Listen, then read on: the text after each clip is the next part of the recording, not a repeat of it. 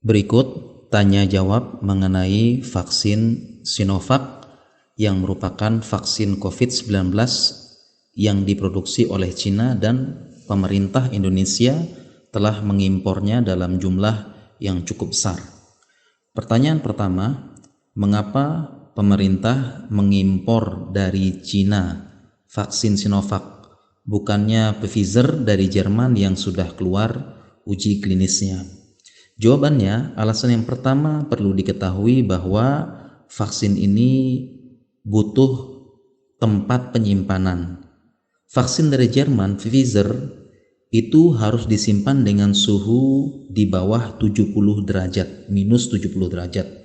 Vaksin Moderna itu di bawah minus 20 derajat.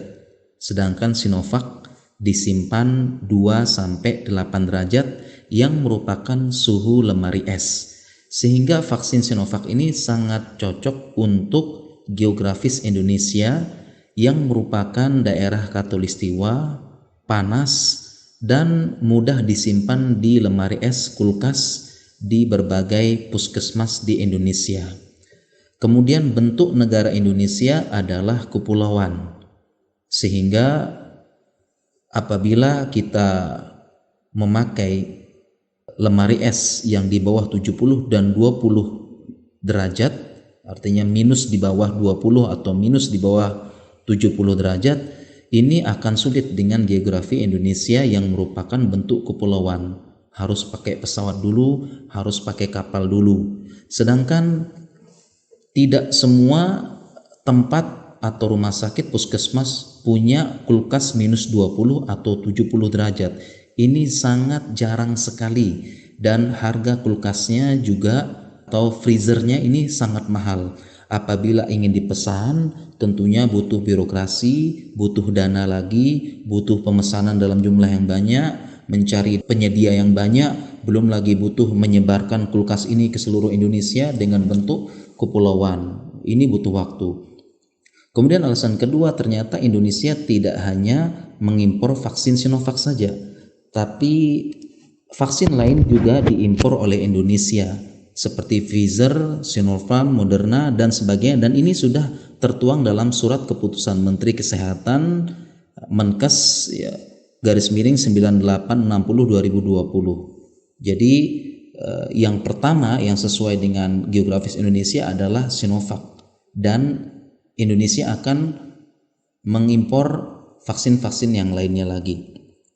Kemudian seringkali para dokter ditanya kenapa harus Cina? Jawabannya memang kebijakan ekspor impor itu di tangan pemerintah, dan pemerintah yang ketuk palu. Tugas dokter adalah memastikan vaksin tidak dilepas ke masyarakat sampai selesai tahap uji akhir dan jelas efektivitasnya. Kemudian pertanyaan selanjutnya, kenapa Cina malah impor vaksin dari Jerman? Menyebar berita bahwasanya Indonesia impor dari Cina, Cina tidak pakai vaksinnya sendiri, malah pakai vaksin dari Jerman. Ini tentu tidak benar beritanya. Kenapa? Pertama, Cina sudah memakai vaksin buatan mereka sendiri, Sinovac. Kemudian yang kedua, impor vaksin dari Jerman untuk keperluan penelitian kerjasama akademik. Kemudian yang ketiga, beberapa daerah Cina sangat dingin, sampai minus di bawah 0 derajat, sehingga cocok dengan suhu vaksin dari Jerman. Kemudian yang keempat, ada info bahwa Cina membeli untuk dijual kembali dan untuk kebutuhan bisnis. Kemudian pertanyaan selanjutnya, kenapa uji cobanya di Indonesia?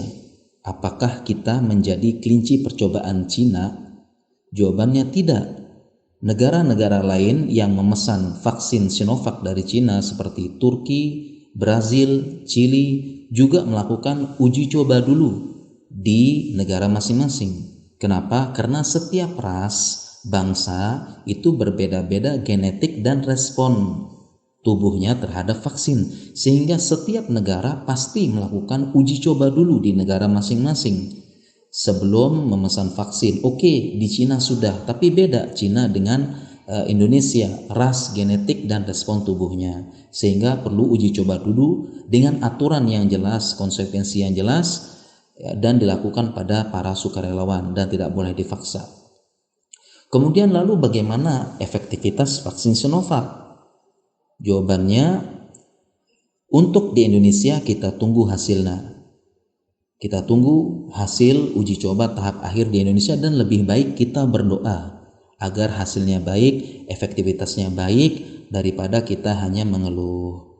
Dan negara Turki sudah mengeluarkan hasil uji efektivitasnya dan muncul angka 91,25%. Ya, meskipun ada info bahwasanya sampelnya tidak terlalu banyak, ya, tapi setidaknya memberikan gambaran efektivitas vaksin Sinovac.